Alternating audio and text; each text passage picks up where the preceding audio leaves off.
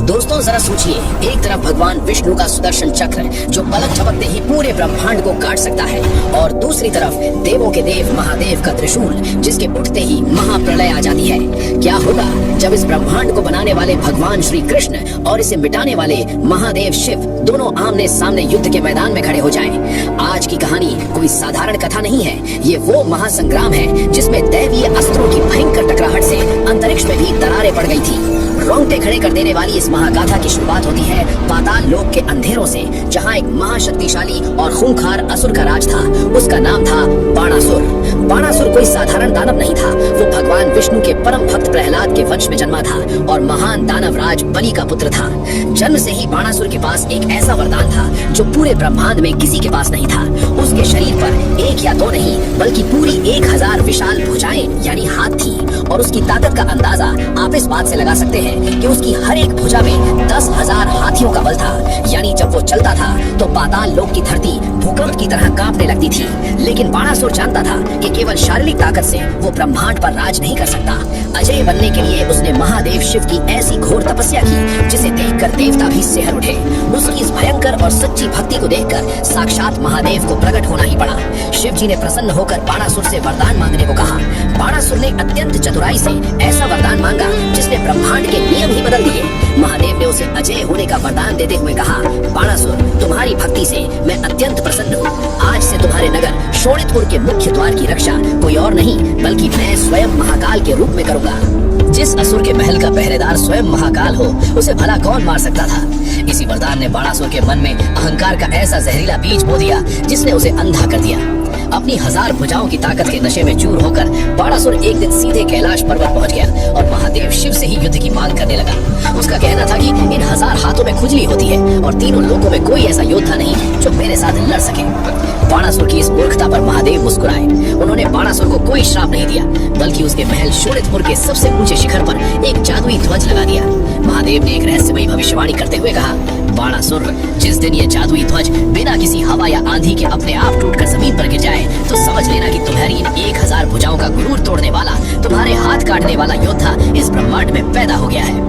समय बीतता गया और बाणासुर का अत्याचार बढ़ता गया, लेकिन इसी बीच उसके उसी अजय महल के भीतर एक बिल्कुल अलग कहानी जन्म ले रही थी। बाणासुर की एक अत्यंत रूपवती पुत्री थी जिसका नाम था उषा। एक रात उषा अपनी सेज पर सो रही थी, तभी उसने एक सपना देखा। सपने में एक ऐसा दिव्य और खूबसूरत राजकुमार था जिसके चेहरे पर सूर्य जैसा तेज और चंद्रमा जैसी शीतलता थी। नींद खुलते ही उषा उस अनजान राजकुमार के प्रेम में इस कदर पागल हो गई कि उसने खाना पीना तक छोड़ दिया। लेकिन वो राजकुमार था कौन, वो कहाँ रहता था, ये एक बहुत बड़ा रहस्य था। यहीं पर कहानी में प्रवेश होता है एक बेहद रहस्यमयी और जादुई किरदार का। उषा की एक सहेली थी जिसका नाम था चित्रलेखा। चित्रलेखा कोई आम लड़की नहीं थी, वो एक सिद्ध मायावी योगिनी थी। उसके पास एक ऐसी चमत्कारी शक्ति थी कि वो भूतकाल और भविष्य देख सकती थी। सबसे बड़ी बात, वो शून्य यानी हवा में अपने हाथों के इशारे मात्र से ब्रह्मांड के किसी भी इंसान, देवता या दानव का चेहरा हूबहू उकेर सकती थी। अपनी सहेली उषा की तड़प देखकर चित्रलेखा ने हवा में चित्र बनाने शुरू किए। उसने स्वर्ग के देवताओं से लेकर पाताल के दानवों तक के चित्र बनाए, लेकिन उषा ने सबको नकार दिया। अंत में जैसे ही चित्रलेखा ने भगवान श्री कृष्ण के पोते और कामदेव के अवतार प्रद्युम्न के पुत्र अनिरुद्ध का चित्र हवा में उकेरा, उषा खुशी से उछल पड़ी। यही वो राजकुमार है जिसने उषा की नींदें चुराई है। लेकिन अब सबसे बड़ी और असंभव चुनौती सामने थी। अनिरुद्ध द्वारका के राजकुमार थे। द्वारका कोई ऐसा नगर नहीं था जहाँ कोई भी अपनी मर्जी से आया जा सके। ये वो नगरी थी जिसकी रक्षा साक्षात भगवान विष्णु का सुदर्शन चक्र करता था। सुदर्शन चक्र किसी भी बाहरी माया या जादू को पलक झपकते ही राख के ढेर में बदल सकता था। लेकिन चित्रलेखा ने हार नहीं मानी। उसने तामसी माया यानी घोर अंधकार और रहस्यमयी विद्या का प्रयोग किया। वो रात के घने अंधेरे में एक परछाई बनकर द्वारका में दाखिल हुई। ये पूरा घटनाक्रम नियति का एक बहुत बड़ा खेल था जिसे होना ही था। इसलिए स्वयं भगवान श्री कृष्ण ने अपनी दिव्य दृष्टि होते हुए भी अपनी आंखें मूंद ली और सुदर्शन चक्र ने भी कोई बाधा नहीं डाली। चित्रलेखा ने सोते हुए राजकुमार अनिरुद्ध के चारों तरफ एक जादुई बुलबुला बनाया और उन्हें पलंग सहित हवा में उड़ाकर रातों रात शोणितपुर ले आई। जब अनिरुद्ध की नींद खुली तो वो एक अनजान लेकिन बेहद खूबसूरत महल में थे और उनके सामने उषा खड़ी थी। जल्द ही दोनों के बीच प्रेम हो गया और अनिरुद्ध छुपकर उषा के महल में रहने लगे। लेकिन एक असुर के महल में इतना बड़ा राज कब तक छुपता। जल्द ही महल के पहरेदारों ने बाणासुर को इस बात की खबर दे दी। जैसे ही बाणासुर को पता चला कि किसी साधारण इंसान ने उसकी बेटी के महल में घुसने की हिम्मत की है, उसका क्रोध ज्वालामुखी की तरह फट पड़ा। उसने अपनी हजारों राक्षसों की भारी भरकम सेना के साथ उषा के महल पर धावा बोल दिया। अनिरुद्ध वहाँ निहत्थे थे। लेकिन वो कोई साधारण युवा नहीं थे। उनकी रगों में भगवान श्री कृष्ण का खून दौड़ रहा था। अनिरुद्ध ने महल में ही रखा एक विशाल लोहे का भारी खंभा उखाड़ लिया और अकेले ही बाणासुर की उस खूंखार सेना पर टूट पड़े। उन्होंने अपने उस खंभे से राक्षसों को कुचलना शुरू कर दिया। उनके प्रहार इतने भयानक थे कि महल में खून की नदियां बहने लगी। अनिरुद्ध का ये रौद्र रूप देखकर बाणासुर अंदर तक हिल गया। उसे समझ आ गया कि ये कोई आम इंसान नहीं है और इसे सीधे युद्ध में हराना असंभव है। घबराहट और बौखलाहट में बाणासुर ने छल का सहारा लिया। उसने अपना एक बेहद भयानक और मायावी अस्त्र निकाल लिया, नागपाश। बाणासुर ने जैसे ही वो अस्त्र चलाया, आसमान एकदम काला पड़ गया और हजारों जादुई विषैले सांप बिजली की तेजी से अनिरुद्ध के ऊपर आ गिरे। उन मायावी सांपों ने अनिरुद्ध के पूरे शरीर को जकड़ लिया। नागपाश का जहर इतना तेज था कि वो शरीर को तुरंत सुन्न कर देता था। उस भयंकर जहर के प्रभाव से वीर अनिरुद्ध मूर्छित होकर जमीन पर गिर पड़े। बाणासुर ने बेहोश अनिरुद्ध को जंजीरों में जकड़कर अपनी सबसे गहरी और खौफनाक काल कोठरी में फेंक दिया। पाताल लोक में बाणासुर अपने अहंकार में अट्टहास कर रहा था, लेकिन वो ये नहीं जानता था कि उसने अनिरुद्ध को नहीं बल्कि अपनी मौत को न्योता दे दिया है। तभी आकाश मार्ग से नारायण नारायण करते हुए देवर्षि नारद मुनि द्वारिका की राजसभा में प्रकट हुए। नारद मुनि ने बिना कोई भूमिका बांधे द्वारिकाधीश को वो सच बता दिया जिसने शांत समुद्र में आग लगा दी। उन्होंने कहा, हे केशव, आपका पौत्र अनिरुद्ध पाताल लोक में बाणासुर की कैद में है और मृत्यु के करीब है। ये सुनना था कि भगवान श्री कृष्ण का सौम्य चेहरा अचानक कठोर हो गया। उनकी आंखें क्रोध से लाल हो गईं। ब्रह्मांड के पालनहार का ये रौद्र रूप देखकर द्वारिका का कण कण कांप उठा। श्री कृष्ण ने बिना एक शब्द कहे अपना महाशंख पांचजन्य उठाया और उसे अपने होठों से लगाकर पूरी शक्ति से फूंक दिया। पांचजन्य शंख की वो ध्वनि कोई साधारण आवाज नहीं थी, वो ब्रह्मांडीय क्रोध का नाद था। उस शंख से निकली भयानक ध्वनि तरंगों ने पूरे अंतरिक्ष को हिलाकर रख दिया। उस गगनभेदी गूंज से समुद्रों में भयानक सुनामी आ गई। पानी की लहरें आसमान को छूने लगी। वो आवाज धरती का सीना चीरती हुई पाताल लोक तक जा पहुंची। पाताल लोक की मजबूत दीवारें चटकने लगी और शोणितपुर में अचानक एक ऐसा चमत्कार हुआ जिसने बाणासुर के होश उड़ा दिए। बिना किसी आंधी, बिना किसी तूफान के बाणासुर के महल के सबसे ऊंचे शिखर पर लगा साक्षात महादेव का वो जादुई ध्वज टूटकर जमीन पर गिर पड़ा। भविष्यवाणी सच हो चुकी थी। बिना एक पल गवाए भगवान श्री कृष्ण, उनके बड़े भाई बलराम जी और श्री कृष्ण के पराक्रमी पुत्र प्रद्युम्न अपने विशाल ईश्वरीय वाहन गरुड़ पर सवार हो गए। उनके पीछे पीछे द्वारका की अजय नारायणी सेना ने अस्त्र शस्त्रों से लैस होकर पाताल लोक की तरफ कूच कर दिया। गरुड़ के विशाल पंखों की एक ही उड़ान ने उन्हें पाताल लोक के शोणितपुर नगर के सामने ला खड़ा किया। लेकिन शोणितपुर के भीतर घुसना इतना आसान नहीं था।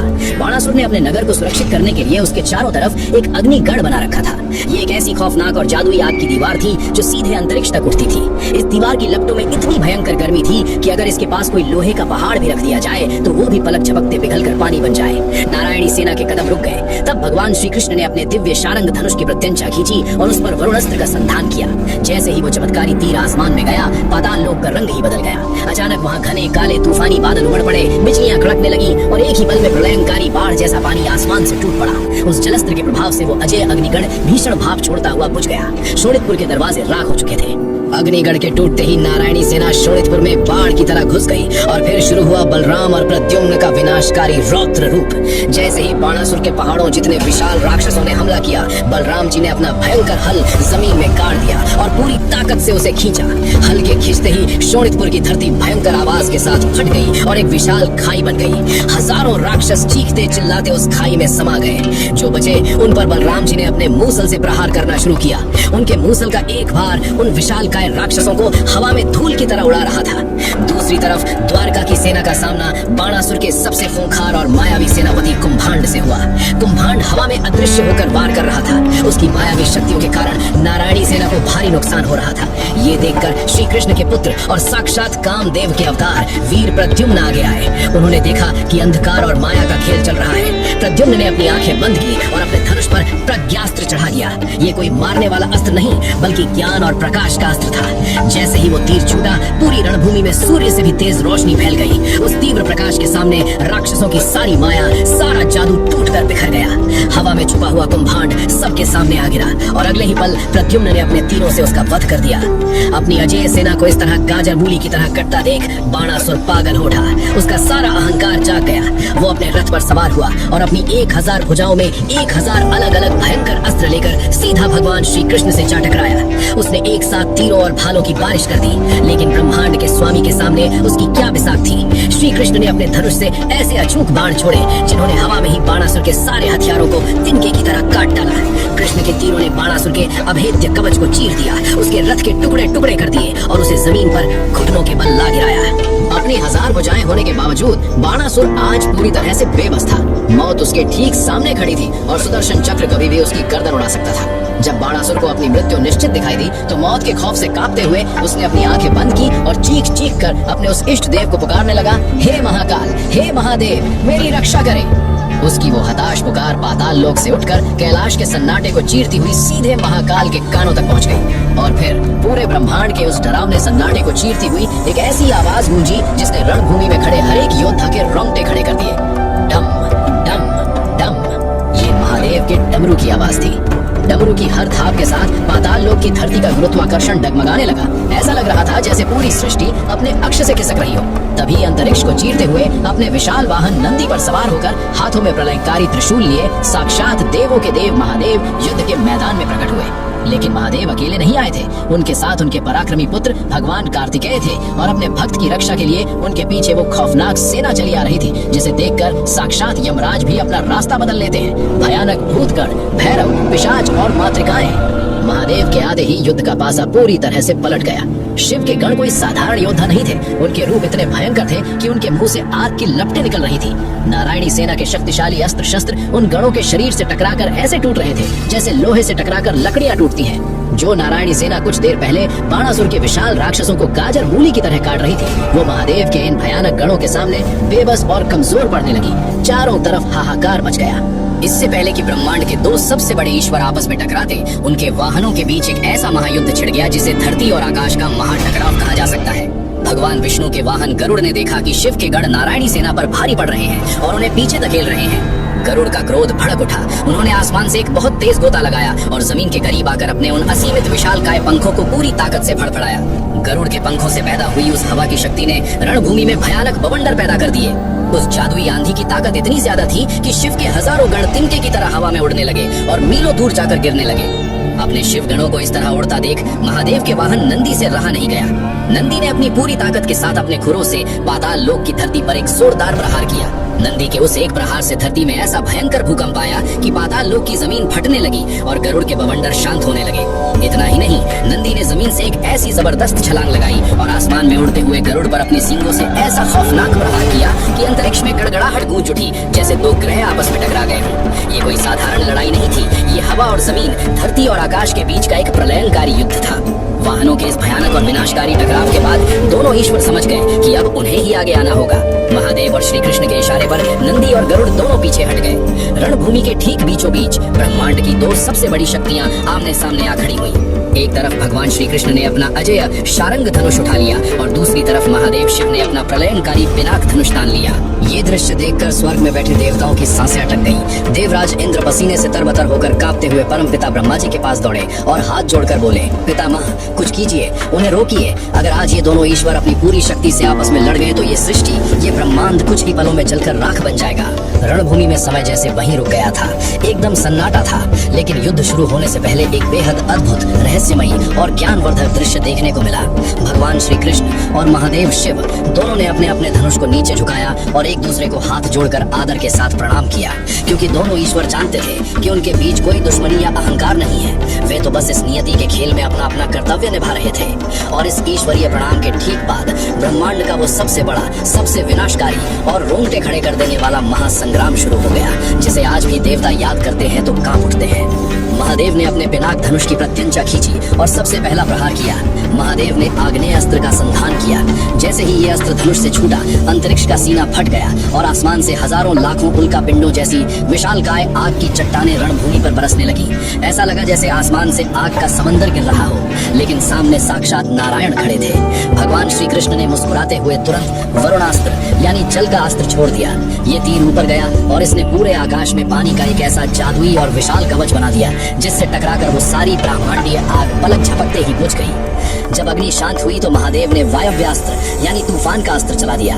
ये कोई आम तूफान नहीं था, ये एक ऐसा ब्रह्मांडीय तूफान था जिसकी हवाओं में इतनी ताकत थी कि वो ग्रहों को उनकी कक्षा से खिसका सकती थी। रणभूमि के बड़े बड़े राक्षस तिनके की तरह अंतरिक्ष में उड़ने लगे। इस भयंकर तूफान को रोकने के लिए श्री कृष्ण ने परमतास्त्र का प्रयोग किया। इस अस्त्र के चलते ही रणभूमि के चारों ओर जादुई और अभेद्य पहाड़ों की एक विशालकाय दीवार खड़ी हो गई, जिससे टकराकर वो विनाशकारी तूफान वहीं शांत हो गया। इसके बाद महादेव ने एक बेहद भयानक अस्त्र निकाला, नागास्त्र, जैसे ही ये तीर हवा में गया, आसमान पूरी तरह से काला पड़ गया, क्योंकि उस तीर से करोड़ों अरबों जहरीले विशालकाय मायावी नाग पैदा हो गए। वो नाग फुंकारते हुए आसमान से भगवान कृष्ण और उनकी सेना को डसने के लिए नीचे गिरे। दृश्य इतना डरावना था कि किसी के भी प्राण सूख जाए, लेकिन श्री कृष्ण तो लीलाधर है। उनके चेहरे की मुस्कान रत्ती भर भी कम नहीं हुई। उन्होंने तुरंत गरुड़ास्त्र छोड़ दिया। इस अस्त्र से अंतरिक्ष में हजारों जादुई सुनहरे और विशाल गरुड़ पैदा हो गए, जिन्होंने पलक झपकते ही उन करोड़ों नागों को अपने पंजों में दबोच लिया और खा गए। जब सामान्य ब्रह्मांडीय अस्त्रों से कोई परिणाम नहीं निकला, तो युद्ध ने एक ऐसा मोड़ लिया जिसे आज की भाषा में हम लौकिक जैविक युद्ध यानी कॉस्मिक बायो वॉरफेयर कह सकते हैं। महादेव ने अपना एक बेहद गुप्त और खौफनाक अस्त्र निकाल लिया, माहेश्वर ज्वर, शीत ज्वर। ये कोई धातु का तीर नहीं था, बल्कि ये एक परम ऊर्जा थी। जैसे ही ये ऊर्जा रणभूमि में फैली, हवा के कण बर्फ बन गए। एक ऐसी जानलेवा ठंड फैली कि नारायणी सेना के सैनिकों का खून उनकी नसों में जमने लगा, हड्डियां कड़क कड़ाकर चटकने लगी। ऐसा लगा जैसे पूरे ब्रह्मांड को किसी ने बर्फ की चादर में लपेट दिया हो। इस प्राणलेवा शीत ज्वर को काटने के लिए भगवान श्री कृष्ण ने अपना वैष्णव ज्वर, नारायण ज्वर छोड़ दिया। ये अस्त्र करोड़ों सूर्यों की धधकती हुई गर्मी के समान था। एक तरफ ब्रह्मांड की परम ठंड और दूसरी तरफ परम गर्मी आपस में टकराई तो पूरे ब्रह्मांड का तापमान बिगड़ गया, संतुलन डगमगा गया। अंततः भगवान श्री कृष्ण के उस अत्यंत ताप वाले वैष्णव ज्वर में महादेव के शीत ज्वर को पूरी तरह से सोख लिया और नष्ट कर दिया।